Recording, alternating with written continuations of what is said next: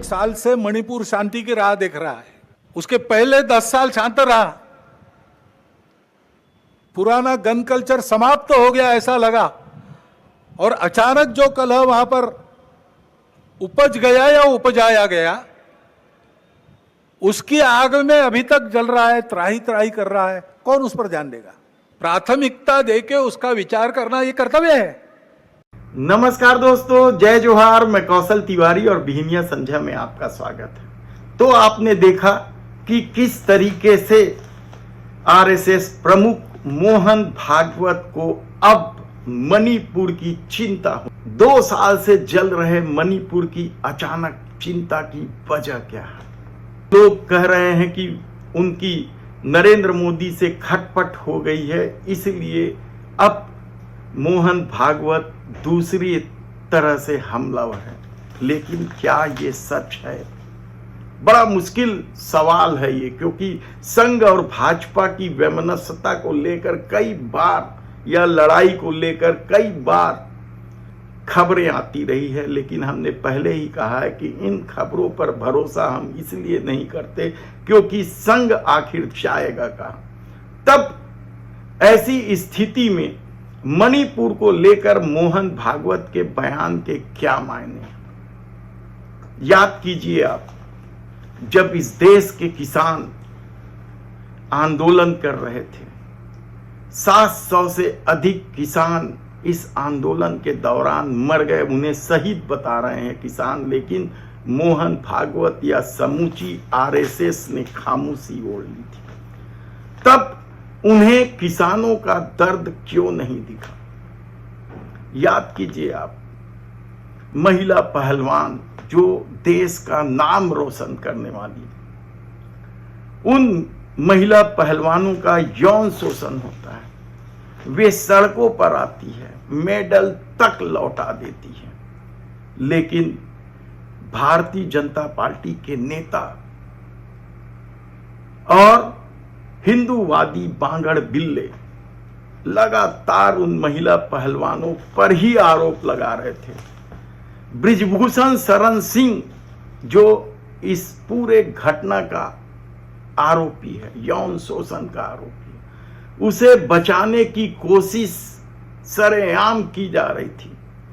Delhi police यानी अमित शाह की police ने इस तरह का खेल खेला कि पास्को एक्ट तक हट गया। तब भी संघ को उन देश की बेटियों की याद नहीं आई, उनके बारे में एक शब्द नहीं बोला। क्यों?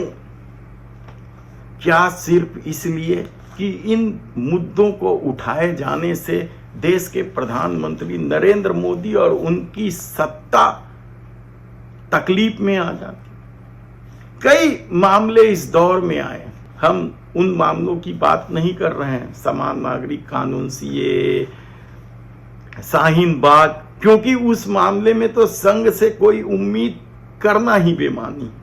लेकिन जिस सांस्कृतिक राष्ट्रवाद की बात संघ करती है, जिस किसानों की बात को लेकर वह किसान संघ बनाई हुई है, उस संघ ने क्या कभी किसान आंदोलन को लेकर कुछ कहा या देश का नाम रोशन करने वाली बेटियों को लेकर ही कोई बात कही? क्यों?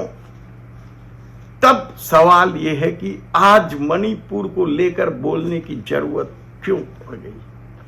क्या सिर्फ इसलिए कि 2025 में संघ को अपनी स्थापना का 100वीं सालगिरह मनाना है और उससे पहले वह अपनी छवि सुधार लेना चाहती है?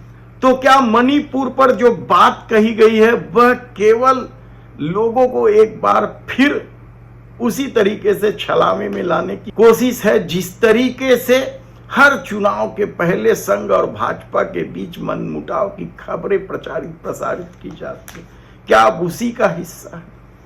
क्या संघ का यह कोई नए पैतरेबाजी है जिसके तहत 100वीं सालगिरह के पहले दूसरे दलों के लोगों को, नेताओं को संघ के कार्यक्रम में बुलाया जा सके और वे आने से मना ना करे? कई तरह के सवाल हैं इस दौर में।